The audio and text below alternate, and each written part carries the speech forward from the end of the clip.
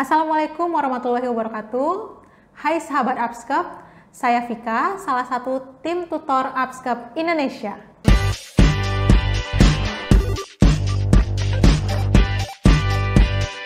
Pada kesempatan kali ini, Vika akan membahas mengenai soal-soal UKOM yang sering atau biasanya keluar di UKOM kebidanan.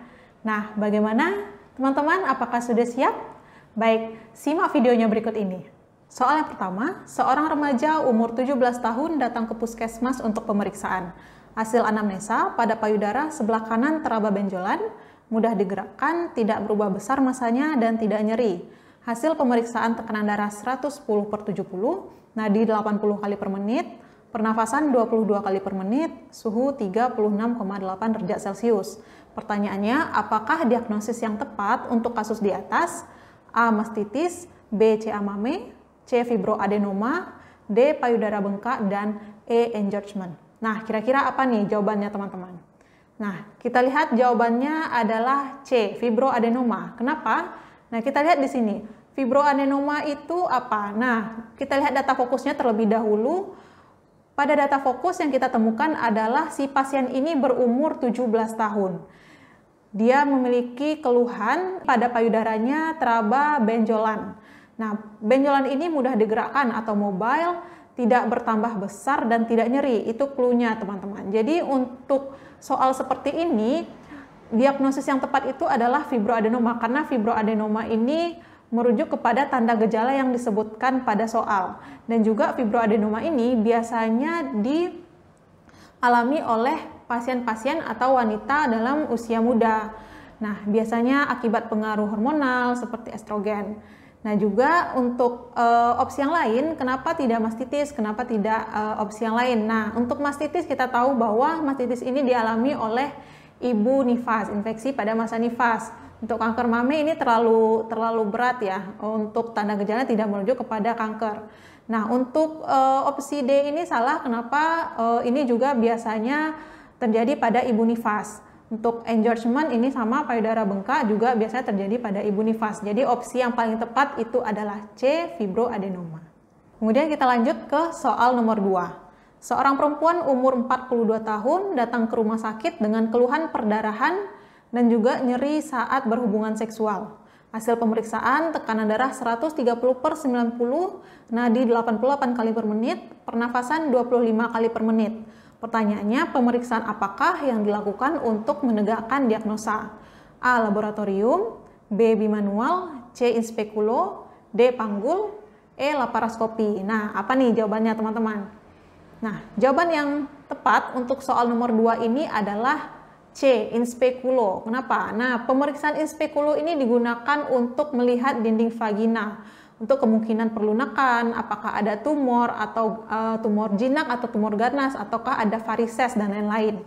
Nah, kenapa opsi yang lain salah? Nah, kita lihat di sini pemeriksaan labor, rasanya itu belum kita perlukan untuk melakukan pemeriksaan labor ya, karena di sini ibunya datang dengan keluhan perdarahan dan nyeri saat berhubungan seksual. Kita akan mencurigai ini si ibu mengalami infeksi panggul ya, atau radang panggul. Nah, untuk opsi B, kenapa salah? Pemeriksaan bimanual ini tidak kita anjurkan ya, karena ini kasusnya si ibu perdarahan, jadi kita tidak mengajukan untuk pemeriksaan bimanual. Nah, pemeriksaan panggul ini kurang tepat dan laparoskopi itu tidak di ranah bidan ya. Jadi pemeriksaan yang tepat adalah C, inspekulo. Kita akan melihat apakah bagaimana bentuk vulva, vagina, dan serviks ibu, apakah ada keputihan, apakah ada kemerahan, atau apakah ada massa atau benjolan, seperti itu. Soal nomor 3, seorang perempuan umur 26 tahun, G1 P0A0, usia kehamilan 20 minggu, datang ke posyandu untuk imunisasi TT yang kedua. Hasil pemeriksaan, tekanan darah 110/70, nadi 80 kali per menit, pernafasan 20 kali per menit. Pertanyaannya, berapakah lama perlindungan imunisasi sesuai dengan kasus tersebut? Nah, kira-kira apa nih jawabannya teman-teman? A. 1 tahun, B. 2 tahun, C. 3 tahun, D. 4 tahun, dan E. 5 tahun. Nah, untuk jawabannya adalah C. 3 tahun. Nah, kenapa 3 tahun?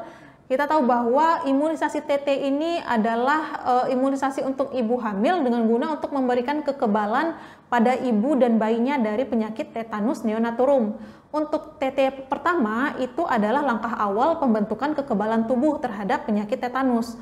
Kemudian TT kedua itu diberikan 1 bulan setelah TT1 dan lama perlindungannya adalah 3 tahun. Kemudian untuk TT3 diberikan 6 bulan setelah TT2 dengan lama perlindungan adalah 5 tahun, dan TT4 diberikan 12 bulan atau 1 tahun setelah TT ketiga dengan lama perlindungan 10 tahun, dan terakhir TT kelima diberikan 1 tahun setelah TT4 dan lama perlindungannya adalah 25 tahun atau seumur hidup. Jadi jawaban yang tepat adalah C, 3 tahun. Kemudian kita lanjut ke soal nomor 4. Seorang perempuan umur 25 tahun G2P1A0 usia kehamilan 4 bulan datang ke PMB ingin melakukan pemeriksaan kehamilan. Hasil pemeriksaan tekanan darah 120/80, nadi 80 kali per menit, pernafasan 24 kali per menit, dan pemeriksaan serviks trabaluna. Pertanyaannya, perubahan apakah yang terjadi sesuai dengan kasus tersebut? A. Tanda Hegar, B. Tanda Goodell, C. Tanda Piscasek, D. Tanda Chadwick, dan E. Spider angioma. Nah, kita lihat di sini teman-teman. Kira-kira jawabannya apa? Jawabannya adalah B. Tanda Goodell. Nah, kenapa? Karena kita lihat dulu data fokusnya si ibu ini adalah hamil usia 4 bulan. Dan pada pemeriksaan serviks trabaluna, kita melihat opsi di sini adalah opsi untuk tanda kemungkinan hamil. Nah, tanda-tanda kemungkinan hamilnya itu salah satunya ada tanda Hegar, Goodell, Piscasek, Chadwick. Apa yang dialami ibu? Kalau di soal disebutkan pemeriksaan serviks trabaluna. Nah, kita lihat di sini. Kalau tanda Chadwick itu merupakan perubahan warna menjadi kebiruan atau keunguan pada vulva, vagina, dan serviks. Kalau tanda Goodell itu perubahan konsistensi serviks dari kenyal yang saat keadaan tidak hamil menjadi lunak saat hamil. Kemudian tanda Hegar itu perlunakan dan kompresibilitas ismus serviks, dan tanda Piscasek itu adalah pembesaran uterus yang tidak simetris pada awal kehamilan. Jadi jawaban yang tepat karena di soal disebutkan pemeriksaan serviks trabaluna, jadi jawaban yang tepat adalah B, tanda Goodell. Kemudian soal nomor 5, seorang perempuan umur 30 tahun G3P2A0H2 hamil 12 minggu datang ke BPM dengan keluhan keluar gumpalan darah berwarna merah dan nyeri perut bagian bawah. Hasil anamnesis tampak bongkahan menyerupai janin pada darah. Hasil pemeriksaan tekanan darah 90/60, nadi 98 kali per menit, suhu 36,4 derajat Celcius, palpasi 2 jari di atas simfisis. Hasil inspekulo terdapat pembukaan serviks. Tampak ada jaringan yang keluar dari serviks. Nah, pertanyaannya adalah diagnosa apakah yang tepat untuk kasus di atas? A. Abortus imminens, B. Abortus incipient, C. Abortus incomplete, D. Abortus complete, dan E. Abortus habitualis. Nah, kira-kira dari soal di sini jawaban yang tepat apa nih teman-teman? Kalau di soal ini merujuk kepada kasus abortus, di opsi jawaban pun semua adalah abortus. Nah, kira-kira abortus apa nih yang paling tepat dengan soal ini? Nah, kita lihat jawabannya adalah E. Abortus incomplete. Kenapa abortus incomplete? Nah, kita lihat di sini data fokusnya adalah ibu hamil usia 12 minggu. Artinya kejadian perdarahan di trimester 1 itu adalah kita mencurigai adanya abortus atau keguguran. Nah, kita lihat juga di sini data fokusnya keluar gumpalan darah berwarna merah, nyeri perut bagian bawah. Nah, terus juga bongkahan darah itu menyerupai janin pada darah. Menyerupai janin ya, kata kuncinya di sini adalah menyerupai janin. Nah, kita lihat juga kata kuncinya di sini pada saat inspekulo pembukaan serviksnya ada. Jadi kita lihat di sini TM1 perdarahan, kemudian perdarahannya itu seperti bongkahan janin dan serviksnya terbuka. Nah, kira-kira itu adalah abortus apa teman-teman? Abortus incomplete. Nah, semua ciri-ciri tersebut merujuk kepada abortus incomplete. Kenapa tidak abortus imminens dan yang lain-lainnya di opsi ini? Kita lihat di sini, abortus imminens itu abortus mengancam. Jadi perdarahannya biasanya berupa flek, terus juga serviksnya masih tertutup biasanya ya teman-teman, dan juga nyerinya kram, tidak nyeri yang sedang atau berat. Kemudian untuk abortus incipient ini biasanya disertai perdarahan dan nyeri sedang. dan serviksnya terbuka. Untuk perdarahannya dia tidak disertai dengan bongkahan seperti janin.